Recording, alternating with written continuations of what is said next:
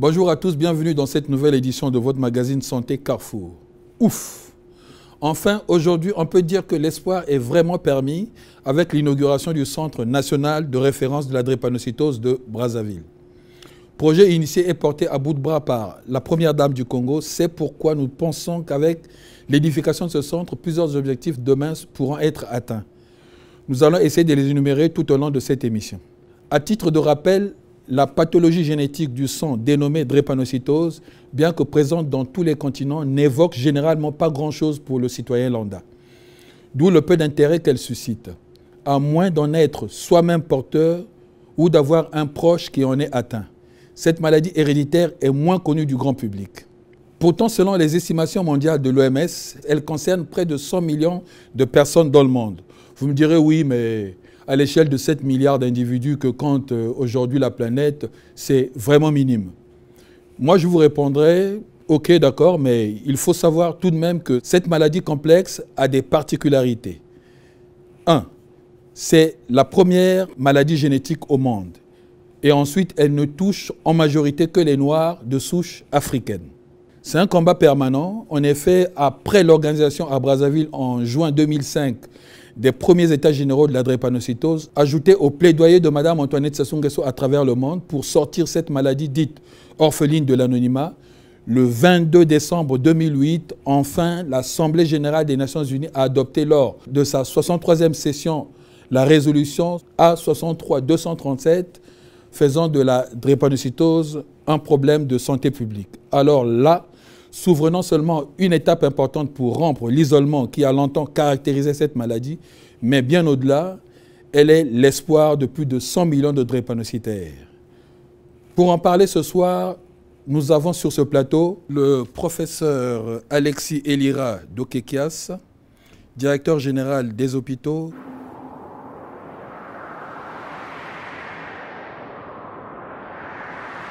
Professeur, bonjour. Bonjour. Ce mois de mai 2015, un événement important a eu lieu à Brazzaville dans le domaine de la santé. Il s'agit de l'inauguration par la première dame du Congo du centre de référence de la drépanocytose.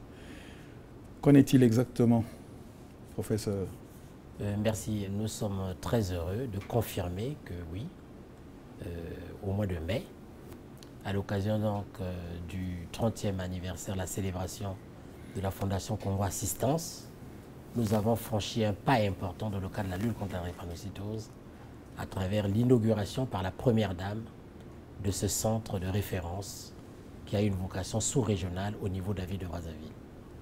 Évidemment, ce centre a été inauguré officiellement et que dans le cadre du plan d'ouverture, les activités doivent démarrer progressivement. Pour que les activités atteignent le maximum de ce qu'on attend, il va bien falloir qu'on patiente un tout petit peu parce qu'il y a des équipements qui sont en cours d'installation. Il y a certains travaux de génie civil qui sont en cours de finition. Et à partir de ce mois de juin où nous sommes, évidemment, nous allons donc lancer certaines activités importantes qui vont démarrer par des consultations externes et qui vont également donc se compléter au milieu du mois, toujours grâce à l'action de la Première Dame, par donc le lancement d'une grande campagne de vaccination en faveur des enfants drépanocytaires. Et quels sont les objectifs assignés à ce centre? Alors, il s'agit d'un centre important parce que comme nous avons tenu les états généraux sur la drépanocytose ici dans notre pays en 2005, oui.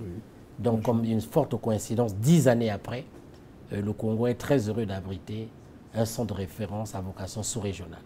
C'est pas, la mémoire nous permettrait de dire qu'en 2005, l'épouse du chef d'État a pris un engagement important avec ses sœurs d'Afrique pour qu'il soit érigé en Afrique centrale, principalement au Congo, un centre de référence.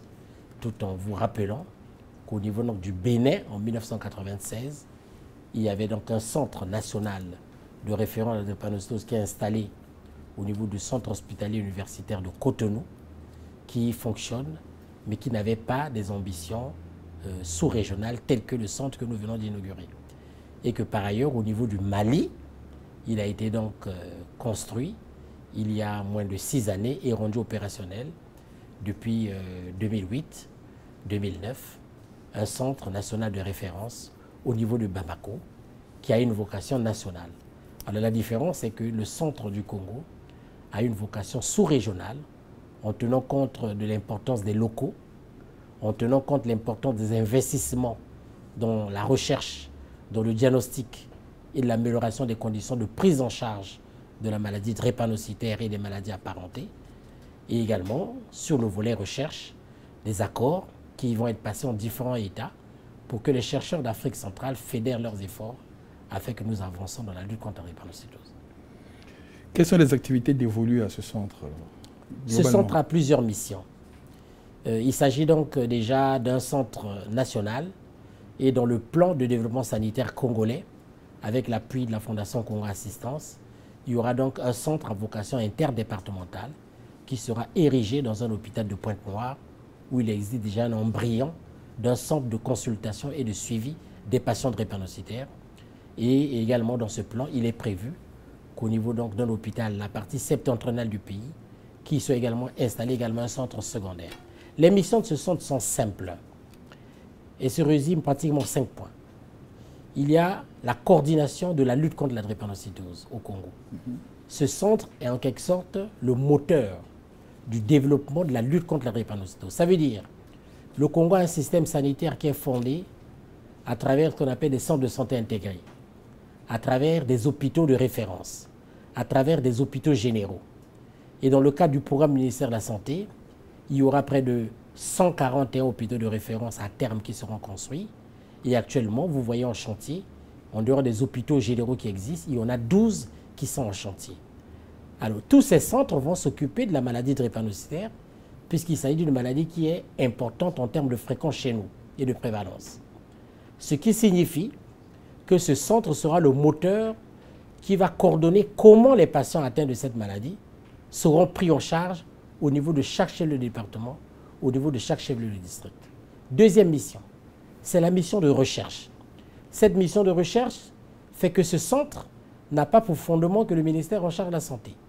Le ministère de la recherche scientifique est impliqué, le ministère de l'enseignement supérieur est impliqué, les instituts de recherche sont impliqués et les autres pays sont impliqués. Ce qui veut dire qu'à travers le laboratoire qui existe, à travers les potentialités qui existent, ce centre va faire des travaux majeurs dans le cadre de la recherche fondamentale, dans le cadre de la recherche appliquée, dans le cadre de la recherche clinique, dans le cadre de cette maladie. La troisième mission, c'est celle de la documentation épidémiologique. Vous comprenez que depuis cette maladie, c'est la plus fréquente dans le monde, qui touche environ 150 ou 160 millions d'individus qui en sont porteurs, et que vous savez que dans notre pays, la fréquence de cette maladie, dans ce qu'on appelle la forme partielle, touche un Congolais sur 4, et de la forme totale, 1 à 2 enfants sur 100 naissent avec la forme majeure, qui est la forme symptomatique de la maladie. Mais vous savez que dans notre pays, ce n'est pas du tribalisme, il est quand même important que l'on puisse connaître par tribu, par groupe ethnique, quelle est la fréquence de cette maladie. De telle sorte que nous soyons capables de dresser quelle est la cartographie de la maladie. Et cette cartographie de la maladie est importante à dresser pour des actions de santé publique qui permettront de réduire la fréquence de ce qu'on appelle les formes totales, qui sont les formes homozygotes, qui sont les plus fréquentes. Et vous voyez par exemple également au niveau de l'Afrique centrale, les fréquences sont disparates. Au Congo, en RDC et un peu au Gabon, les fréquences sont plus importantes qu'au niveau du Cameroun, au niveau de la République centrafricaine et au niveau des pays des Grands Lacs. De même qu'au niveau de l'Angola, les fréquences ne sont pas les mêmes. Donc chez nous, les fréquences sont importantes. Donc ce travail de recherche va donner la cartographie de la fréquence de cette hémoglobinopathie au niveau de nos pays. En même temps, vous savez, en pratique, il y a des enfants drépanocytaires qui expriment une forme sévère de la maladie et il y a d'autres qui expriment une forme modérée de la maladie, alors qu'ils sont tous des formes totales. À partir de là, il s'agit de connaître dans les études de recherche et de documentation épidémiologique, est-ce que certaines caractéristiques d'un terme un peu scientifique qu'on appelle des haplotypes de cette maladie diffèrent d'un pays à un autre. Ça, c'est en termes de documentation épidémiologique. Il s'agit aussi de coordonner la prise en charge de ces patients. Parce qu'il est important que dès lors que cette maladie existe à une fréquence importante, il est normal que les cadres les plus élevés, qui sont des spécialistes de la maladie, puissent organiser sur le plan normatif comment on doit réellement prendre en charge ces patients drépanocytaires. À partir de là, ce centre est un centre de référence, c'est un pôle de référence qui assurera non seulement le diagnostic de la maladie, mais également une prise en charge qui soit aux normes et qui permette de faire de telle sorte que ces enfants qui souffrent beaucoup pendant la période du jeune âge puissent grandir, faire des enfants, fonder des familles et contribuer au développement socio-économique national. Et enfin, il s'agit de faire qu'on ait une politique commune de prise en charge. Mais cette politique passe à travers plusieurs algorithmes. Les algorithmes de dépistage, des algorithmes qui permettent le diagnostic, les algorithmes qui permettent la définition de certains caractères de cette maladie. Ceci est important pour contribuer à faire que cette maladie qui est déjà sortie de l'anonymat puisse, au niveau du Congo, se trouver un berceau de prise en charge, et prise en charge qui soit une prise en charge au top niveau, de diagnostic qui soit au top niveau. Je prends un exemple simple. Est-ce qu'il est possible dans les années à venir au Congo, lorsqu'une femme porte une grossesse de moins de 3 mois, de savoir que cette femme, qui était soit partielle ou hétérozygote, son mari partiel ou hétérozygote, est-ce qu'il est possible de savoir si cet enfant qui va naître aura une forme totale de la maladie? Oui, ça fait partie des ambitions de ce centre. L'équipement qui a été commandé est conçu pour cela.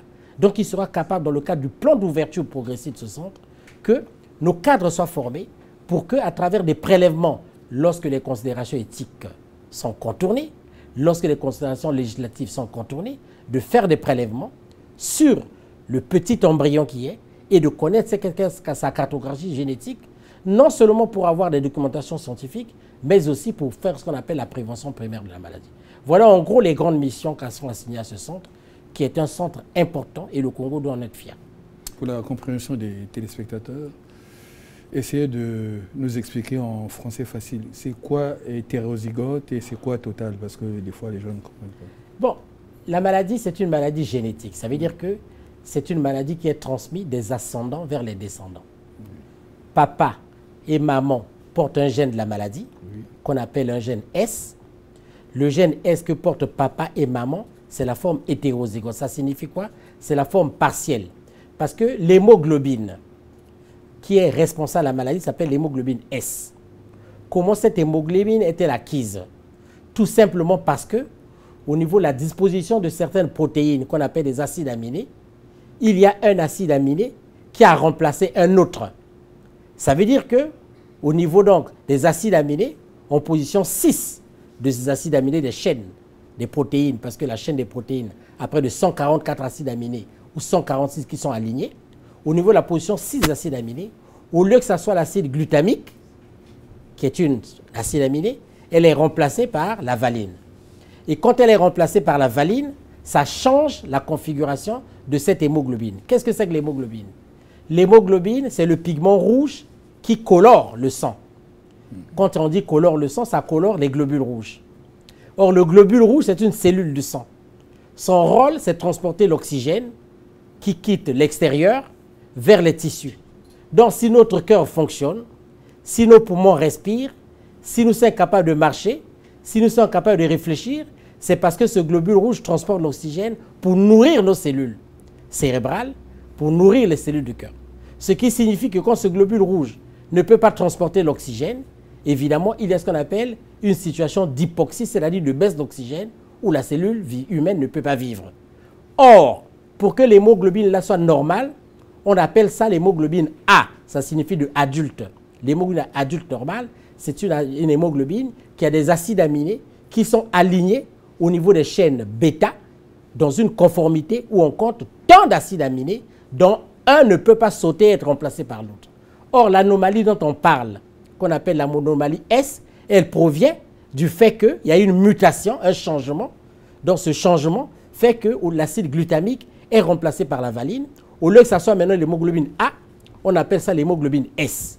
Alors, cette hémoglobine A, lorsqu'elle est dans sa forme homozygote, on appelle le phénotype qui est AA de cette hémoglobine. C'est normal. Oui, normal. Alors, quand le gène S arrive, il perturbe l'hémoglobine. À partir de là, l'hémoglobine peut devenir une hémoglobine AS, donc la forme partielle de la maladie, ou alors carrément il n'y a plus d'A, où le A est réduit à un pourcentage inférieur à 3%. À partir de là, on dit l'hémoglobine devient SS, parce que le pourcentage de S a dépassé 70%, Et à partir de là, on appelle ce sujet est un sujet qui est homozygote. Total. Donc d'autres formes de homozygote qu'on appelle total sont lesquelles? Lorsque l'hémoglobine S rencontre une autre variété d'hémoglobine pour lesquelles il y a des mutations faites, que d'autres protéines ont remplacé à la place de d'autres, et à partir de là, on peut la retrouver, cette anomalie, au niveau du bassin méditerranéen. Là, c'est une anomalie, par exemple, qui peut être qualitative de l'hémoglobine, qu'on appelle la thalassémie. Quand la forme thalassémique des gens qui vivent autour du bassin du Maroc, la Grèce et autres, se rencontre rencontre avec le gène S que nous avons, ça peut faire ce qu'on appelle une forme S bêta-tal. Le patient qui a la forme S bêta-tal pourra avoir les mêmes manifestations, mais sous d'autres modalités que le patient qui a le gène SS. De même, en Afrique de l'Ouest, dans le plateau voltaïque, qu'on appelle le plateau voltaïque des pays comme le Burkina Faso, le Togo, le Niger, on trouve une autre hémoglobine qu'on appelle l'hémoglobine C. C'est aussi une hémoglobine anormale, qui est liée à ce changement, également de la disposition d'acides aminés. Lorsque un Congolais a une hémoglobine S, épouse une dame d'Afrique de l'Ouest ou vice-versa, qui a une hémoglobine C, lorsqu'il donne la forme totale de la maladie, le S et le C peuvent se croiser et devenir une forme SC. Et cette forme, c'est aussi, on appelle une forme majeure de la maladie. Et je continue à citer d'autres types d'hémoglobine, qu'on appelle l'hémoglobine D anormale, qu'on retrouve en Inde, l'hémoglobine O, qu'on retrouve au niveau du plateau du Moyen-Orient. Toutes ces formes d'hémoglobine, quand ils se combinent avec le S, ils font ce qu'on appelle les syndromes de drépanocytaire majeurs, dans des formes qui sont comme des homozygotes. Mais l'homozygote authentique qui nous concerne ici, c'est le SS, quand l'hémoglobine S a dépassé un pourcentage de 70%, au lieu que le pourcentage de A soit supérieur à 60%. Alors, dans ce qui suppose que le sujet AS, c'est un sujet qui a l'hémoglobine A et qui a un taux de S qui est inférieur à 70%, voire 60%. Là, il est partiel. Ce sujet partiel ne peut pas faire la maladie, pour la simple raison que la présence d'hémoglobine A empêche à l'hémoglobine S de se déformer. Alors que lorsque le pourcentage de S dépasse 70%, il est majoritaire, il est prédominant.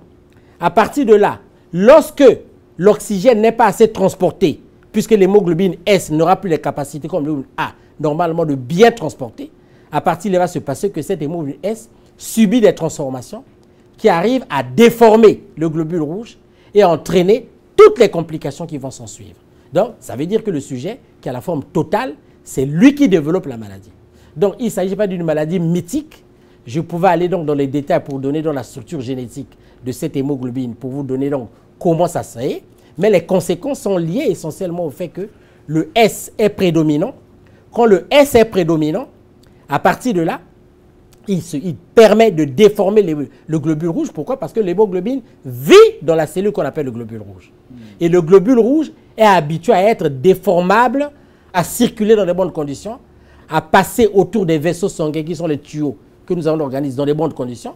Or, lorsque l'hémoglobine S se déforme, mais ça donne au globule rouge, au lieu de la forme soit un peu ronde, biconcave, ça devient une forme comme un croissant, comme un morceau de lune. Le croissant, c'est lui qu'on mange. Et quand ça devient comme ça, avec des bouts qui sont pointus, conséquence, la première, c'est que ce globule rouge, au lieu de vivre 120 jours, comme tous les globules rouges, il peut vivre 5 jours, ou même vivre un seul jour, tout simplement parce que le facteur qui a entraîné la diminution d'oxygène peut être très agressif. Deuxième conséquence, sa structure, où cette hémoglobine devient dure, puisque le globule rouge meurt du fait que cette hémoglobine s'est déformée et a déformé le globule rouge. Ce globule rouge ne pourra plus se déplacer correctement dans la circulation. Ça veut dire, comme ces bouts sont pointus, ce globule peut aller donc percuter les bouts des vaisseaux sanguins, donc blesser les vaisseaux sanguins. Ou alors ces globules rouges, quand ils arrivent dans les petits vaisseaux, ils vont s'accumuler. Et en s'accumulant, ils vont faire qu'en interrompant la circulation, au lieu que le sang circule normalement, cet engorgement va créer un bouchon. Et ce bouchon va faire que le territoire qui est là-bas, qui attend l'oxygène, va souffrir de douleur, va souffrir parce que ça va te détruire dans ce qu'on appelle la nécrose, et va souffrir des complications qui peuvent être dramatiques et qui peuvent se répéter. Ce qui fait que cette maladie, c'est une maladie qui a des conséquences qui peuvent toucher tous les organes. Ah, j'espère que ma tante au fin fond de Ouesso là-bas a compris.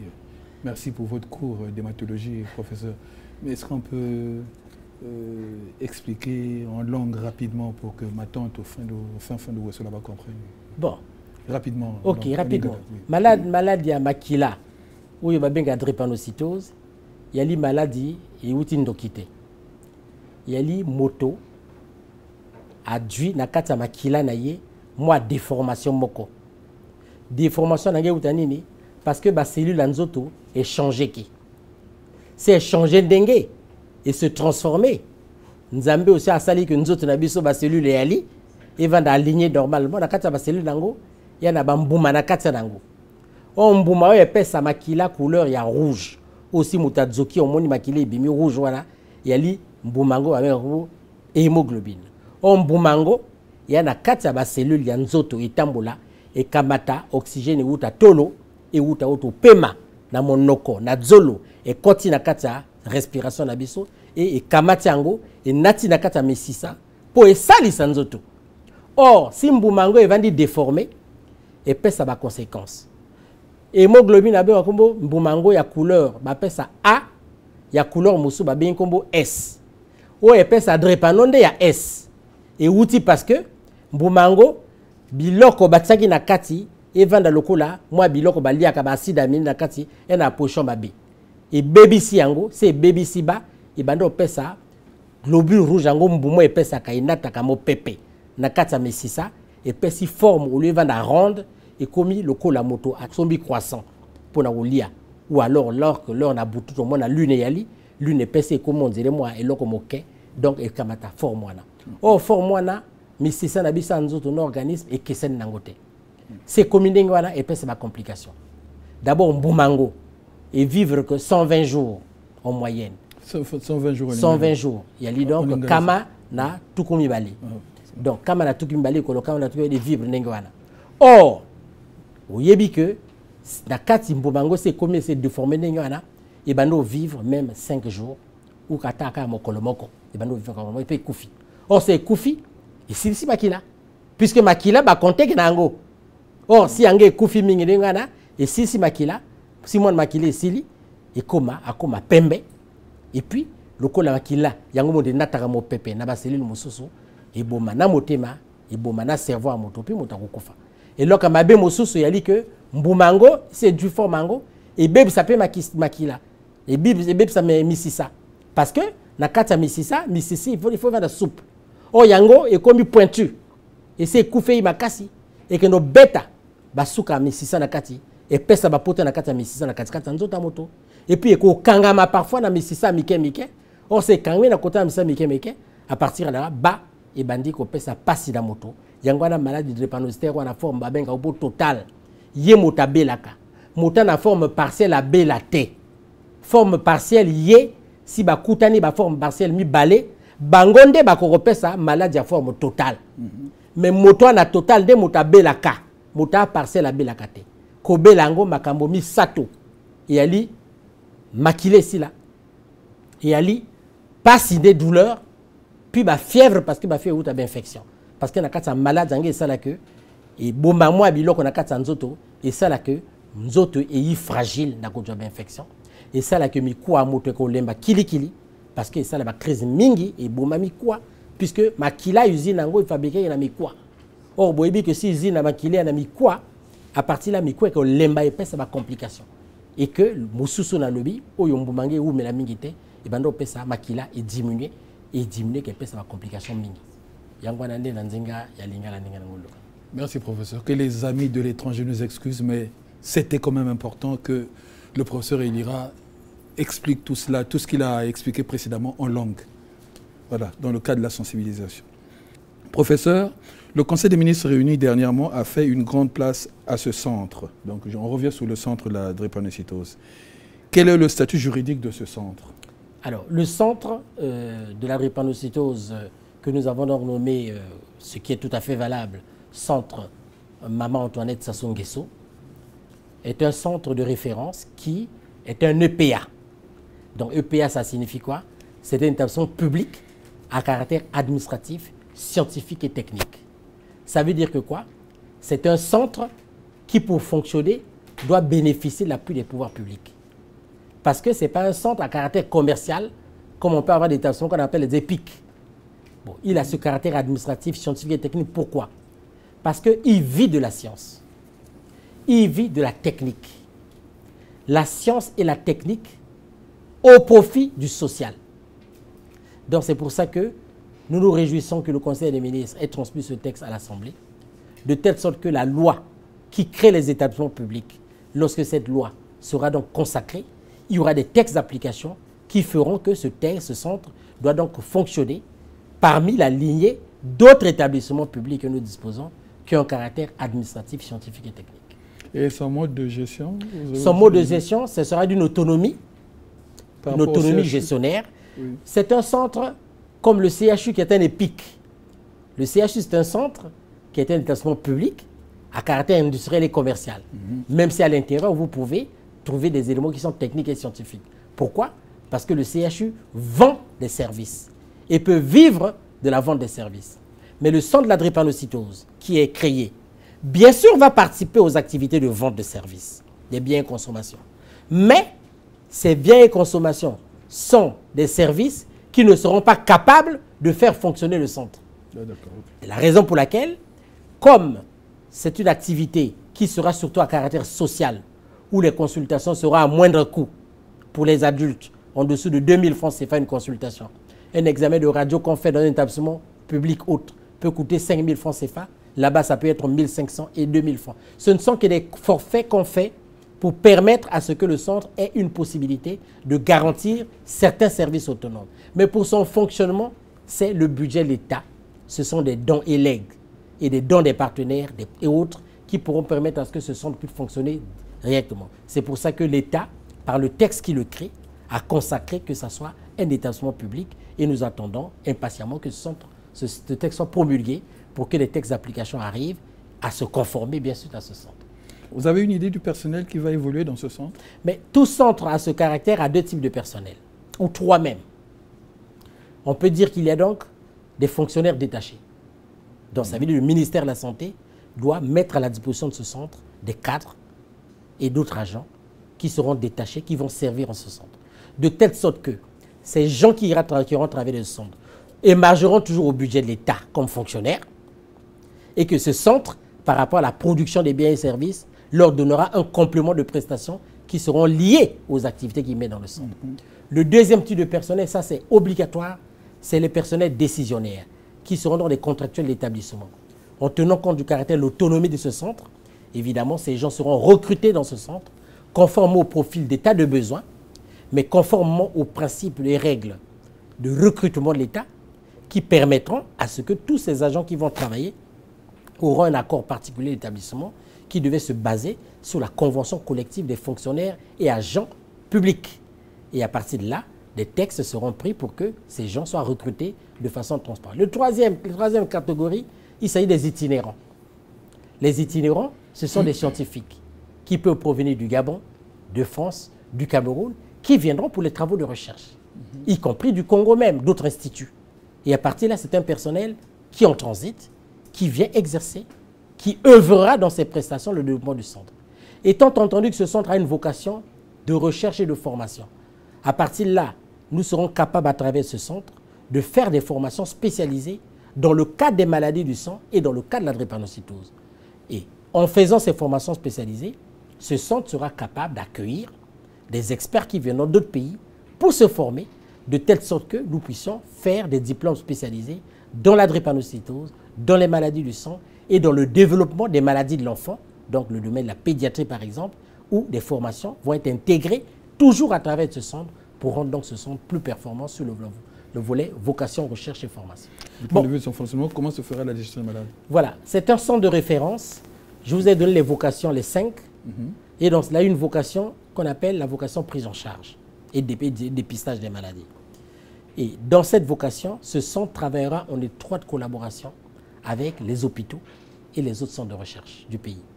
Ce centre est situé, n'oubliez pas, au CHU de Brazzaville. Ce qui veut dire qu'au cours des premières années, les prestataires spécialistes du CHU du Brazzaville, qui sont des spécialistes en hématologie, qui sont des spécialistes en pédiatrie, qui sont des chirurgiens, qui sont des gynécologues obstétriciens, assureront des prestations sanitaires au profit des malades drépanocytaires. C'est-à-dire il y aura un calendrier de consultation avec des jours précis où, de façon rotatoire, ces prestataires vont donc servir au centre de la drépanocytose. Ce centre dispose d'un hôpital du jour. Un hôpital du jour, c'est un hôpital qui ne fonctionne que la journée. C'est un hôpital qui fonctionne pour des hospitalisations à durée limitée. Ça veut dire, quand un enfant drépanocytaire vient dans ce centre et que les médecins l'ont reçu, ont constaté que son état de santé nécessite des soins ambulatoires, on peut placer cet enfant ou cet adulte dans un lit d'hospitalisation, lui administrer les traitements nécessaires et permettre son retour à domicile. Mais au cas où, en admission, l'enfant ou le patient vient en situation grave qui nécessite une hospitalisation de longue durée, à partir là, dans le cas des accords de partenariat qu'il y a entre ce centre et le CHU de Brazzaville, ce patient sera transféré vers le service approprié du CHU de Brazzaville pour que sa prise en charge soit poursuivie. Et maintenant, lorsqu'il est hospitalisé au CHU de Brazzaville, au terme de son hospitalisation, et avant que le patient ne règne à domicile, si les médecins du service concerné jugent que le patient est en position de sortie, à partir de là, ils doivent le référer à nouveau au centre de la drépanocytose, d'où il a été référé, principalement ou initialement, de telle sorte que les médecins voient son état, l'accompagnent psychologiquement, parce que n'oubliez pas que la prise en charge des drépanocytaires ne nécessite pas à mettre que des médicaments. Il faut accompagner psychologiquement. Il faut savoir pourquoi l'état de cet enfant s'était-il déstabilisé avant qu'on l'hospitalise, pour que les choses ne reviennent plus. Et à partir de là, voir le calendrier de vaccination de cet enfant s'il n'est pas à jour pour qu'on le complète, voir comment cet enfant sera pris en charge à domicile. À partir de là, il y aura des équipes de psychologues et d'assistants sociaux qui doivent accompagner. C'est ce qui fait que la prise en charge de ce patient, qui doit être référente, doit être une prise en charge globale pour amortir les complications de ce que le patient a eu et faire de telle sorte qu'on privilégie qu'il soit suivi en externe au lieu de venir de multiples pour être hospitalisé. Autre type de rapport, dans ce centre, il faut développer la politique transfusionnelle. Ça signifie quoi? La drépanocytose, le sang diminue. Quand le sang diminue, il faut en apporter. Mais il n'y a pas que ça. Ça veut dire que lorsque l'enfant a fait de l'anémie, il faut lui mettre du sang. Mais lorsqu'on juge que l'état de l'enfant nécessite qu'on remplace son sang, parce que son sang a acquis des propriétés qui sont nuisibles à son organisme, à partir de là, ces traitements qu'on appelle des échanges de sang se feront au centre de la drépanocytose, à travers un équipement qui existe, parce que quand on échangera le sang, ça permettra de lui donner pendant une période déterminée du sang normal qui peut tenir 120 jours dans son corps et lui éviter de continuer les complications pour lesquelles il a été admis. Je prends un exemple. On parle des AVC. Les AVC touchent les adultes, ça touche aussi malheureusement les enfants. Dans le cas de la drépanocytose, l'enfant peut faire un accident vasculaire cérébral uniquement parce que soit la densité de son sang n'est pas bonne, soit parce qu'il a fait un facteur qui a fait que son sang s'est déstabilisé et les gros vaisseaux ont été bouchés et ont entraîné un accident vasculaire cérébral, ou alors les vaisseaux se sont ramollis et ont explosé à l'intérieur, ont libéré du sang dans le cerveau qui entraîne un accident hémorragique. Si cet accident est constaté, c'est seul l'échange de sang qui peut permettre de faire que ces phénomènes ne se répètent pas. À partir de là, ce type de traitement ne peut être fait que dans ce centre de la drépanocytose. Enfin, difficilement dans le cadre d'un AVC hémorragique. Hein. Dans un AVC hémorragique qui a une forte portée, il suffit que le patient soit pris en charge dans les délais, qu'il soit décomprimé. Si le territoire de la malformation arrête de saigner spontanément, on peut bien sûr rattraper cet enfant. Il ne faut pas penser qu'un AVC, quand c'est hémorragique, c'est fichu. Ça dépend de l'ampleur de l'hémorragie. L'hémorragie qui tue, c'est lorsque ça explose et ça inonde les ventricules. Tant que les ventricules ne sont pas inondés, tant que le territoire est contrôlé, à travers un seul repos, un traitement symptomatique, on peut faire qu'on évite à ce patient d'avoir une inondation et de décéder des suites d'un accident hémorragique. C'est possible. À partir de là, le centre de la drépanocytose garantira cela. Et le centre aura des équipements qui permettront, dans le cadre du suivi des enfants drépanocytaires, de détecter tôt si tel ou tel enfant pourra ou ne pas avoir un AVC dans le cadre d'une drépanocytose. Parce qu'on aura un échographe spécial qui doit donc être dirigé pour vérifier le vaisseau au niveau des carotides, au niveau du cou, pour dire oui, attention, cet enfant a des densités qui ne sont pas bonnes, il risque de faire un AVC. Et à partir de là, prendre des dispositions de traitement dont je vous ai dit pour permettre à ce que cet accident n'arrive pas. Voyez-vous, ce sont des choses importantes que ce centre doit apporter, que nous n'avions pas avant, d'où la référence de ce centre. Alors, question d'un internaute, soins, hospitalisation, suivi, la recherche scientifique a probablement sa place. Est-ce qu'il y a une place pour la médecine traditionnelle? Ça, c'est l'internaute qui demande. C'est un centre de référence. C'est un centre de recherche. Dans la recherche, elle sera à base de la pharmacopée traditionnelle, elle se fera à base du moderne. Donc, les compatriotes qui ont développé des plantes médicinales, qui ont des vertus, qui peuvent permettre de lutter contre certaines complications de la drépanocytose, ils seront la bienvenue dans ce centre pour qu'ensemble, nous voyons comment on peut donc amplifier l'action des plantes médicinales et diverses. Il ne s'agit pas d'un centre qui fait du charlatanisme, il s'agit de la réalité scientifique. Voir comment, à partir d'une essence congolaise, on peut avoir des produits dans le futur qui peuvent permettre d'agir peut-être pour prévenir ou contrôler certaines complications de la drépanocytose. Puisqu'il est bien démontré qu'il n'y aura aucun produit traditionnel qui peut guérir la drépanocytose, puisque la drépanocytose est une maladie génétique. On ne peut pas la guérir de cette manière par les plantes médicinales. Donc la recherche n'est pas seulement dédiée à la pharmacopée moderne, mais c'est réellement dédiée à ceux qui en présentent et qui veulent qu'on exploite les vertus de ceux qu'ils connaissent, qui ont certainement certaines propriétés contre l'anémie par exemple, qui peut aussi avoir des propriétés contre ce qu'on appelle la transformation des globules rouges en termes de falciformation. Parce que quand l'hémoglobine se déforme, ça se problème, c'est la falciformation. Dans nos collègues au Togo ont fait certains travaux sur certains produits qui sont sur le marché, qui ont certaines vertus, mais qui ont des limites. Or, nous, on ne va pas faire l'expérimentation pour l'expérimentation. Nous, on mettra de l'éthique, des règles claires. Quand le produit n'a pas les propriétés qu'il faut, on n'ira pas le porter à la place pour dire, voilà, ce produit est comme ceci, en trichant. Il faut une rigueur dans la recherche qui permette à ce que nos compatriotes qui connaissent bien les plantes médicinales, lorsque le centre sera développé de son activité au maximum, puissent intégrer les équipes de recherche et à partir de la collaboration et entre les scientifiques modernes et les scientifiques traditionnels devons faire de telle sorte qu'on améliore, pourquoi pas, la prise en charge de la maladie dans notre pays. Professeur, dans la partie de la médecine, il vous est arrivé déjà de collaborer avec la médecine traditionnelle? Moi, je crois qu'il y a nos tradis... Non, je dis moi, j'arrive pour dire. Je pense que nous avons des compatriotes qui sont excellents, qui ont des produits, qui ont montré des vertus avec excellence. Notamment des produits qui peuvent permettre d'apporter certaines vitamines qui sont importantes à la fabrication des globules rouges. Et ça, j'ai des compatriotes congolais qui détiennent certains produits de la pharmacopée traditionnelle qui sont capables de diminuer la carence du fer en cas d'anémie, qui sont capables d'apporter de l'acide folique que nous avons en forme commerciale dans le cadre de la maladie drépanocytaire. Évidemment, on en a déjà collaboré. Mais tant entendu qu'il s'agit de quelque chose qui est empirique, moi, j'ai un principe à moi, n'accepter qu'après preuve, ne considérer comme certain que ce qui peut être scientifiquement et rationnellement démontré. À partir de là, les obstacles, c'est que parfois, l'échantillonnage qu'on acquiert n'est pas suffisant pour qu'on fasse des cultures, pour démontrer que voilà, tel, ceci entraîne ceci. Mais le professeur Abena, mon maître, a fait beaucoup de travaux sur les plantes médicinales qui ont montré leurs vertus dans certaines pathologies qui existent. Et à l'industrie de s'en approprier pour transformer et rendre ces produits qui sont des essences utilisables en médecine pratique. Bien. Alors, à cette inauguration, donc l'inauguration du centre, ont été organisées parallèlement des journées scientifiques. Comment se sont-elles passées et quel a été le thème central? Bon, il y avait deux thèmes. Le thème principal, c'était des échanges en ce qui concerne l'organisation des centres de la drépanocytose dans le monde. Et le deuxième thème, c'était les avancées dans le cadre de la prise en charge de la drépanocytose. Je crois que c'est une conférence de très haut niveau.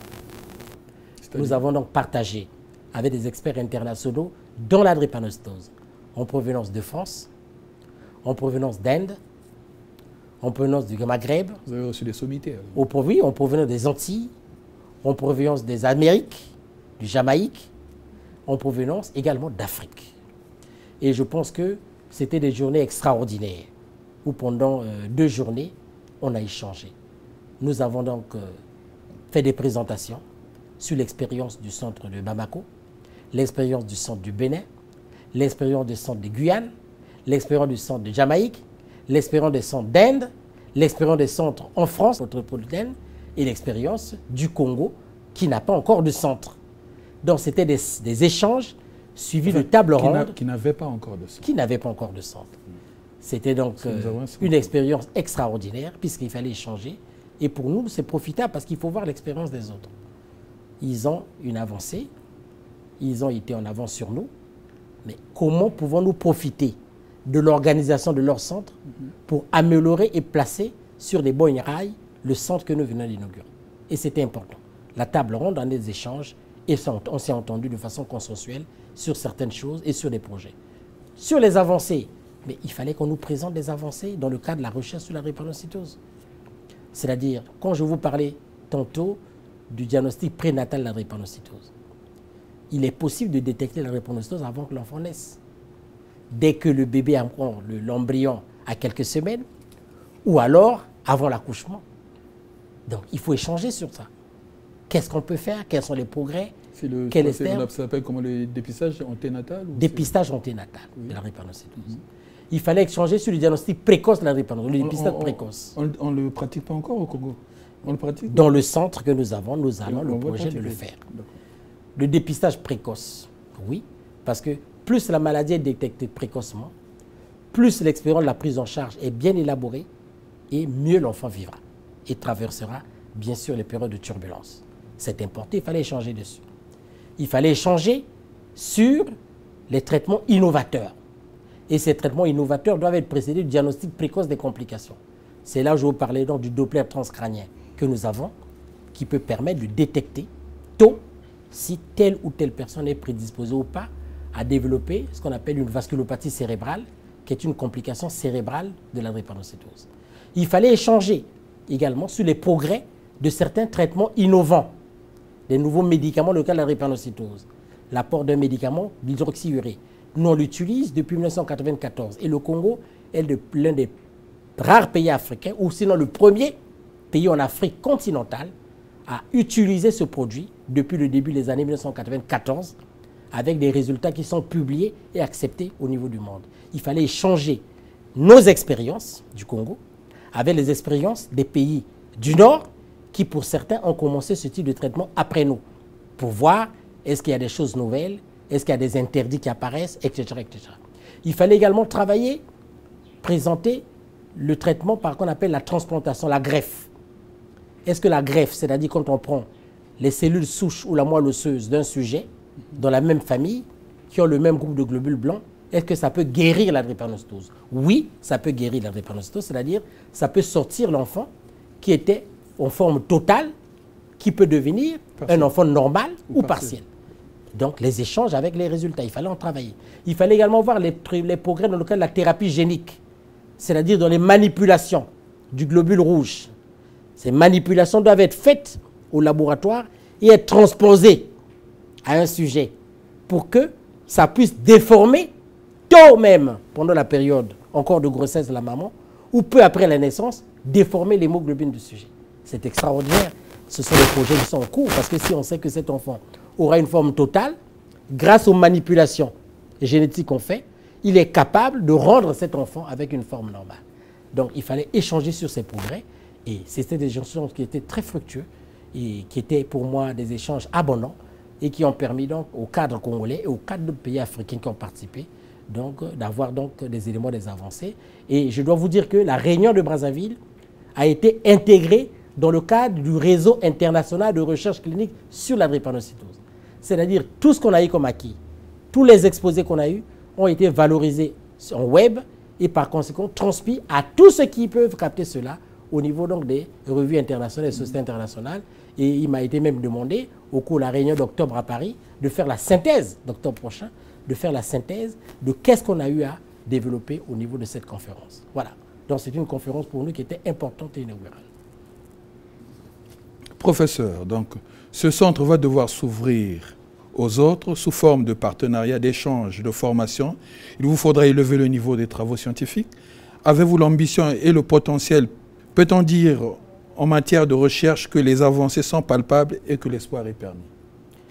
Bon, humblement, je dois dire que le Congo dispose quand même de plusieurs cadres à différents niveaux qui sont formés dans le cas de la drépanocytose.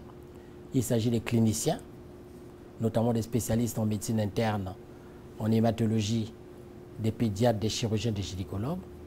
Mais il s'agit aussi des biologistes. Il s'agit donc des biologistes qui ont fait biologie clinique.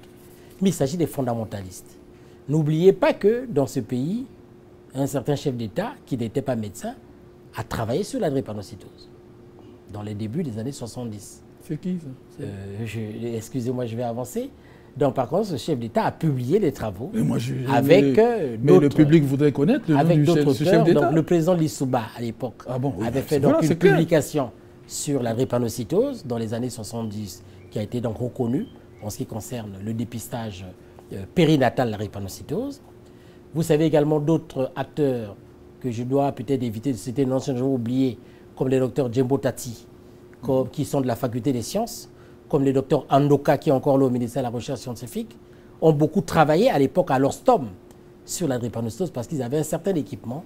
Notamment, ils pouvaient faire migrer l'hémoglobine en iso-électrophocalisation pour permettre de déterminer dans cette hémoglobine s'il y a des variantes précises.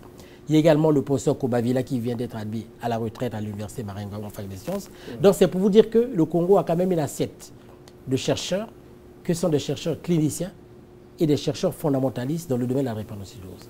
Les données de recherche clinique, on les faisait, nous, à la faculté.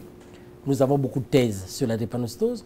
Nous avons des publications internationales qui sont copiées dans les revues indexées sur la recherche clinique. Mais sur le plan fondamental, le plateau technique, depuis que l'Orstom avait été détruit, n'existait plus. C'est la raison pour laquelle nous pensons que les cadres pour lesquels j'ai cité des noms, qui ont formé d'autres successeurs, et à la faculté des sciences, et au niveau du ministère de la Recherche scientifique, et si vous prenez la volonté de la Fondation de la Recherche médicale pour laquelle nous avons dans des accords, notamment avec Francine Toumi, et l'énergie de la faculté, tout le monde mettra l'énergie nécessaire pour que quand l'équipement de ce centre sera valorisé, sera mis en fonctionnement, nous serons capables de valoriser cet équipement pour amplifier la recherche sur la drépanocytose au Congo. Nous n'avons pas dit que nous aurons l'ambition de découvrir des remèdes miracles sur la drépanocytose. Non. Nous serons capables de voir, quelles sont les caractéristiques épidémiologiques de la drépanocytose au Congo, en essayant d'affiner. Pourquoi tel patient souffre-t-il plus que l'autre? Ce serait capable de faire. Nous serons capables de voir comment il faut améliorer le diagnostic précoce de la maladie drépanocytaire. Et nous serons peut-être capables, à travers les études qu'on fera avec d'autres centres, comment faire des essais thérapeutiques avec de nouveaux médicaments innovants qui permettent d'améliorer la situation du patient drépanocytaire. Bon donc, je crois que le travail de la drépanocytose, ce n'est pas un travail de repli sur soi. Si ce centre a une vocation sous-régionale, c'est pour permettre à ce que, avec les autres collègues du Congo, les autres collègues d'Afrique centrale, et même au-delà de l'Afrique centrale, que ce centre offre un plateau à tout le monde pour qu'on puisse converger vers, avec des énergies nécessaires et des essences pour permettre de faire que la recherche sur la drépanocytose avance. Je crois que c'est l'une des vocations importantes de ce centre et je ne peux pas m'auto-féliciter, je ne peux pas non plus m'auto-flageller, mais je suis capable de dire qu'on est dans des dispositions psychologiques et techniques pour avancer. Il suffit que le plateau technique sollicité soit installé, il suffit que les acteurs soient formés sur l'utilisation de tout ce qu'il y a, il suffit que les moyens attribués aux chercheurs soient également donnés. Je crois que les gens pourront se battre pour faire qu'on valorise ce centre. Votre dernier mot, professeur, à l'endroit des parents qui souffrent à côté des enfants drépanocytaires, ou à l'endroit des drépanocytaires. Le dernier mot, vous l'avez déjà dit, vous avez dit l'espoir est permis. L'espoir est permis à travers ce centre pour lequel l'État a consacré beaucoup de moyens. Et quand ce centre sera, avant la fin de l'année, fonctionnel à 100%, je pense qu'on pourrait être capable de mieux organiser la prise en charge territoriale. Je dis bien territoriale à la drépanocytose. Parce que le centre va donner l'impulsion. On n'a pas dit qu'on va recevoir les malades, tous qui vont provenir d'Ifondo, de Kakamoka. Ce n'est pas ça l'objet. L'objet, c'est faire que nos confrères qui sont dans les centres de santé intégrés, qui sont dans les hôpitaux, subissent un cycle de formation qui sera imprégné à travers ce centre. Lisent les algorithmes que le centre va définir dans le cadre du diagnostic et de la prise en charge pour que la drépanocytose soit prise en charge. de façon homogène, avec des moyens identiques, pratiquement, que ce soit dans ces centres de santé ou au niveau du centre de référence. Et le centre de référence, c'est un centre de référence parce qu'il est référent par rapport à tous. Ça veut dire que tous peuvent s'adresser par les lignes qui seront créées avec ce centre, 24 heures sur 24, pour que et les techniciens, les acteurs, et les assistantes sociales, et les psychologues, et les praticiens, et les associations ensemble, au niveau de ce centre, puissent être en mesure de faire une couverture sanitaire totale au niveau national et s'offrent en s'ouvrant aux autres pays pour que les autres pays amènent leur expérience et qu'un patient drépanocytaire qui est pris en charge à Brazzaville, qui trouve les mêmes algorithmes de prise en charge à Libreville, les mêmes algorithmes de prise en charge à Yaoundé, les mêmes algorithmes à Dakar, et c'est ça l'objet qui fera que nous pourrons correctement lutter contre cette maladie drépanocytaire et donner l'espoir et le sourire aux parents et pour leur dire que oui, on ne meurt plus de drépanocytose, on meurt des complications liées à la maladie, parce que les complications peuvent venir même chez les personnes qui sont non drépanocytaires, et le message pour leur dire que votre humble serviteur,